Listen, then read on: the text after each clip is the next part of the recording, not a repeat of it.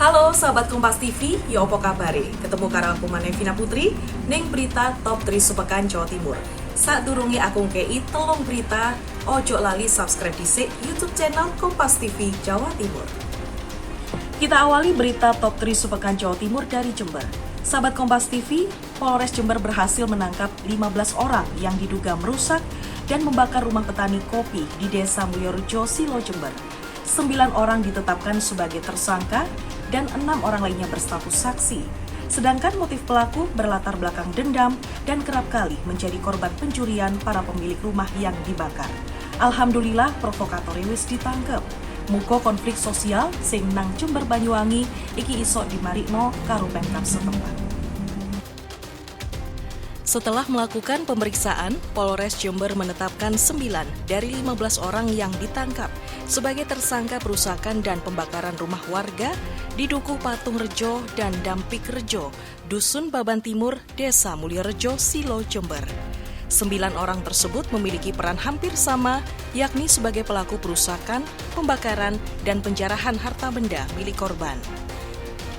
Sementara tersangka J diduga provokator yang mengajak massa agar menyerang, merusak, dan membakar rumah-rumah warga. Motif perusakan dan pembakaran ini dampak serangkaian aksi pencurian hasil panen kopi milik warga Desa Banyuanyar, Kalibaru, Banyuwangi yang diduga dilakukan warga Desa Mulyorejo, Jember atau para korban pemilik rumah yang dibakar.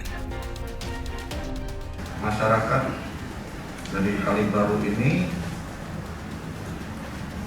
sering dipungut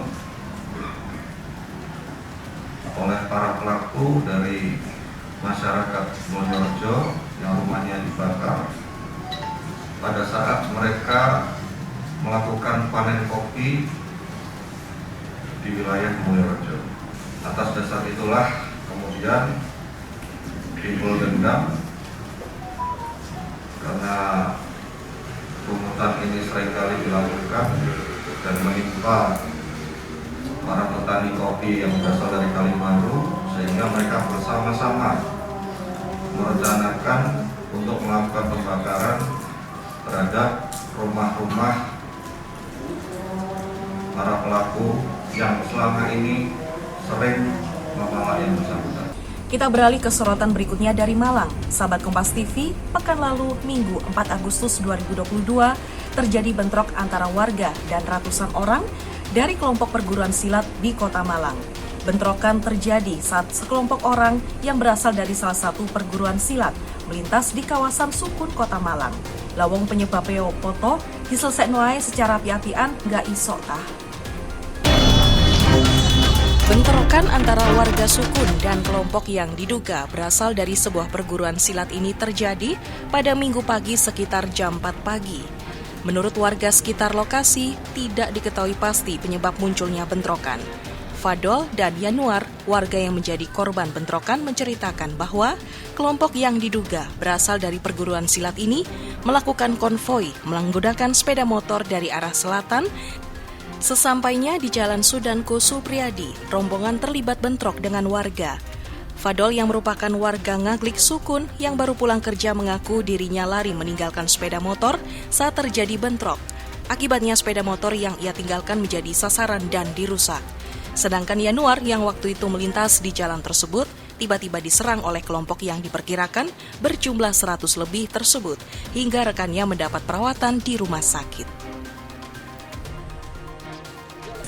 Sorotan berita terakhir datang dari Blitar. Sahabat Kompas TV, Pemkab Blitar akhirnya mencabut izin praktik pengobatan yang dijalankan Samsudin, pemilik Padepokan Nursat Sejati. Langkah ini dilakukan karena praktik spiritual tersebut tidak sesuai dengan perizinannya, yakni pijat tradisional. Mangkane tala, le izin kudu sesuai karo perizinan sing dikei karo Pemkab Blitar. Pemkab Blitar secara resmi mencabut izin praktik pengobatan yang dijalankan Samsudin. Pencabutan izin itu dilakukan karena praktik pengobatan spiritual di Padepokan Nursat Sejati tidak sesuai dengan izin yang diajukan ke Dinas Kesehatan setempat. Wakil Bupati Blitar Santoso mengatakan, Samsudin hanya memiliki izin praktik pijat tradisional dengan metode madu dan kelapa muda. Namun pada praktiknya, pemilik Padepokan Nursat Sejati ini menjalankan pengobatan spiritual. Atas temuan itu, Samsudin dilarang menjalankan praktik pengobatan hingga ia melengkapi seluruh perizinan.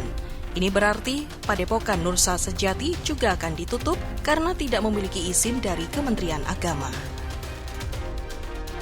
Izinnya itu hanya izin pijat. Tapi kalau memang beliau memenuhi syarat untuk segera membuat izinnya, ya bisa dibuka lagi.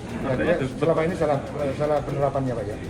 Bukan salah penerapan. Ya kan dari pihak Gus Samsudin kan juga memiliki alasan tersendiri.